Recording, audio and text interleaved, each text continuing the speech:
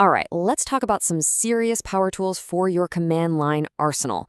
We're going to focus on the essentials that every support and DevOps engineer needs to tear through logs: grep, awk, and of course, the mighty pipe. You know the scene. You've probably lived it. It's peak hours, alarms are blaring, and a critical service just goes dark. The pressure is on, and every single second of downtime is costing you.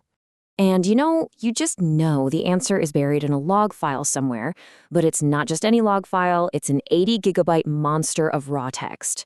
Yeah, just try opening that in a normal text editor. It's not just slow, it's not going to happen. The clue is in there, but it's a needle in a digital haystack the size of a mountain. This is our hunt for the bug. So where do you even start? You start by turning on the lights. And our first tool is grep. The absolute best way to think about grep is like a powerful searchlight. It just cuts right through the darkness of that 80 gigabyte file to find exactly what you're looking for, and it does it instantly. So what is it really? Well, grep stands for Global Regular Expression Print. Its job is actually super simple but profound.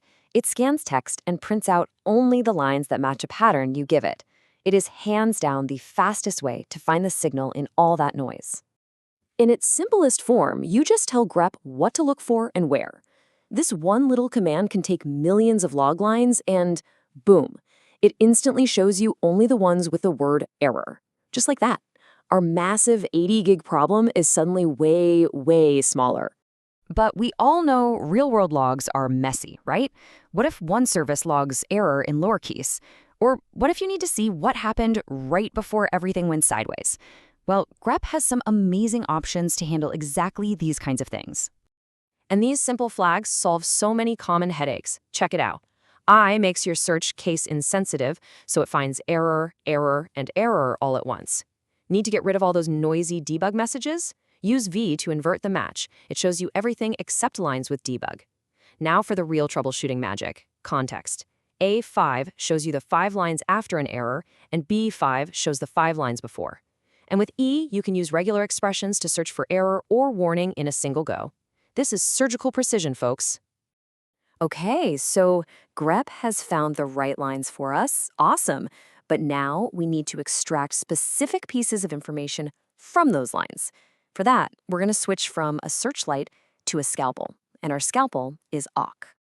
This shows exactly what awk is so good at.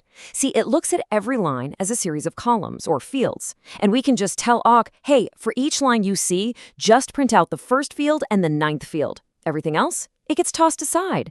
This is perfect for isolating the exact data points you need. So we have a searchlight, grep, and a scalpel, awk.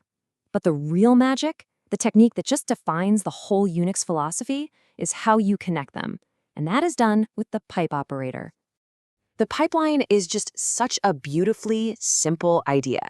That little vertical bar, the pipe, takes the output of the command on its left and pipes it directly into the input for the command on its right. It creates a data processing assembly line, right there in your terminal. No temporary files needed. Let's see how it works. First, grep scans our raw log file and spits out only the lines containing error. Then, that pipe sends only those filtered lines straight to awk. Awk never even sees the rest of the file. It just takes its input, extracts the 9th column, like we asked, and gives us our final clean data. It's so efficient, so fast, it's just incredibly powerful. Okay, by combining these simple tools, we can solve some seriously complex problems. So let's get back to our hunt for the bug and build the ultimate one-liner to find our culprit once and for all. So our new goal is super specific. We're not just looking for any error anymore. We are going to analyze a web server's access log and find the single most frequent problem endpoints. We're going from finding a needle to identifying a pattern in the haystack. Let's build this up piece by piece. First, grep finds all the lines with a 500 server error. We pipe that output to awk to extract just the 7th column. That's the requested URL. Now we've got a long list of failing URLs. We pipe that list to sort, and then unique-c, which is a classic combo to count the occurrences of each unique URL. Finally, we pipe that result one last time to sort-rn to put the highest count at the very top, and head-n1 to show us just that single top offender. And there it is. That's our aha moment. The one-liner tells us, clear as day, that the endpoint API/v2/user/profile has failed 1,137 times. This isn't just some random error. This is the epicenter of the whole problem. And with that, the hunt is over. We didn't need to open a massive file. We didn't need some complex GUI.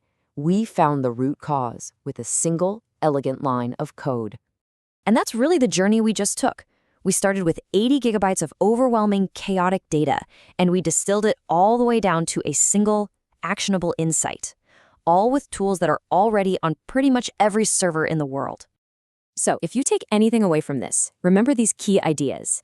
Grep is your searchlight. It finds the right lines. Awk is your scalpel. It cuts out the specific data you need from those lines. The pipe is the assembly line that makes them work together seamlessly. And when you chain them, you can diagnose and solve incredibly complex problems with unbelievable speed. These tools completely change the game. They turn log files from a chore into a source of valuable data. They let you ask sophisticated questions and get immediate answers. So really, the only question left is, what puzzles are you going to solve next? Thanks for watching.